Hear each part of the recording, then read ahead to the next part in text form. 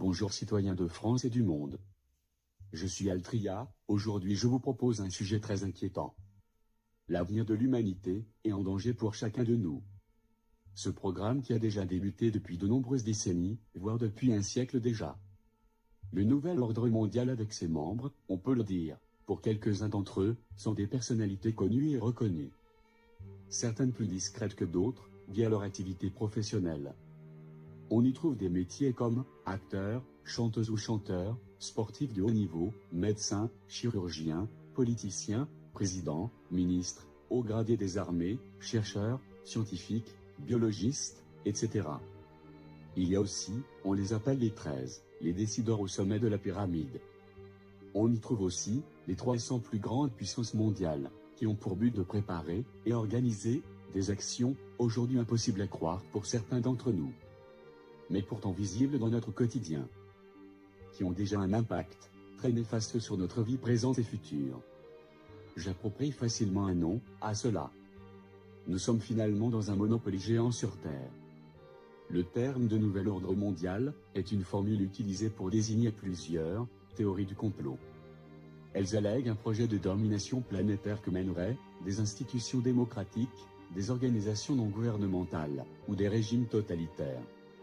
Verso du grand sceau des États-Unis de 1776.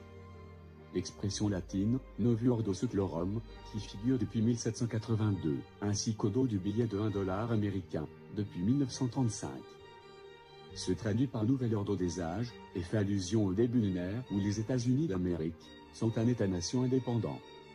Les théoriciens du complot prétendent qu'il s'agit d'une allusion au Nouvel Ordre mondial. Certains tenants de cette théorie du complot évoquent des groupes hypothétiques, tels que les Illuminati, et dénoncent une vaste conspiration pluriséculaire. Les événements du monde seraient ainsi orchestrés par un groupe d'individus agissant dans l'ombre. Dans des endroits à huis clos, sur des îles privées, des manoirs, des bunkers, des châteaux, et bien d'autres. Décidant porteurs d'un projet totalitaire de longue date. Les groupes désignés comme les conspirateurs varient considérablement selon les versions. Des groupes réels, sociétés secrètes, ou du monde des affaires, sont désignés comme étant le cerveau derrière ce vaste projet secret de contrôle du monde. Les organisations et fondations élitistes internationales, telles que le Council on Foreign Relations, la Commission trilatérale, le groupe Bilderberg, le Club de Rome, la Fondation Hitler ou bien des groupes fermés comme les Illuminati, les francs-maçons, Skull and Bones, Bohemian Club, Ordo Templi Orientis, le Ku Klux Klan, les Rothschild, l'Église de Scientologie, etc. Le complot fait partie intégrante pour faire marcher le système. Une théorie du complot est un type de discours qui décrit un événement comme résultant pour l'essentiel de l'action planifiée et dissimulée d'un petit groupe, différent des acteurs apparents en écartant la démarche d'investigation historique, multicausale et ouverte aux hypothèses, en concurrence mais retenant les plus plausibles au profit d'une démarche reposant sur une explication univoque et monocausale qui voit partout les signes de l'intervention et de la puissance de ce groupe principal, y compris dans le fait que les deux manquent. Ce serait la preuve de la puissance dissimulatrice des comploteurs, et d'un discours n'autorisant pas sa réfutabilité. Les néologismes complotisme, conspirationnisme ou conjurationnisme sont des termes équivalents. Regardez les photos qui suivent.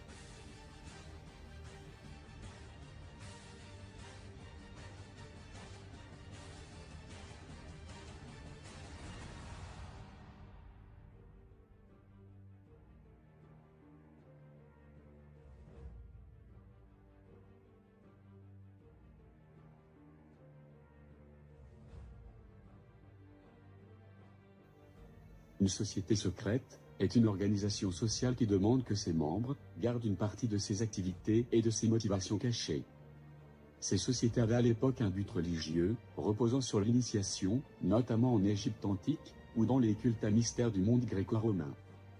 Depuis le Moyen-Âge, sont apparues les sociétés secrètes d'ordre politique, avec un but parfois révolutionnaire, conspirationniste ou criminel. Les membres doivent garder leurs activités loin des regards des médias et de l'État, et ont parfois l'obligation de ne pas dévoiler ou de nier leur appartenance au groupe. De plus, ils ont souvent fait le serment d'être les gardiens des secrets de la société. Voici 12 lieux interdits au public dans le monde. que vous ne pourrez certainement jamais visiter, ces différents endroits secrets existants sur la planète, car ils font preuve d'une surveillance extrême au quotidien. 1. La zone 51 aux États-Unis. 2. Pine Gap en Australie. 3. Pripyat, la ville fantôme. 4. L'île de North Sentinel. 5. Le Bohemian Grove. 6. Les archives du Vatican. 7. Le White Gentleman Club. 8. L'Alcatraz rocheuse. 9. L'île de Poveglia. 10. Métro 2 à Moscou. 11. Le mont Weiser. Et 12. Le bureau 39. On a tous regardé au moins une fois une série policière, scientifique américaine, du style « Si, enquête spéciale » ou « FBI porté disparu ». Certains organismes top secrets y sont présents, que ce soit des laboratoires, qui réalisent des expériences étranges ou bien des territoires tenus par l'armée pour tester leurs nouvelles armes. Si dans les films ces zones sont bien sécurisées, dans la vraie vie, c'est la même chose.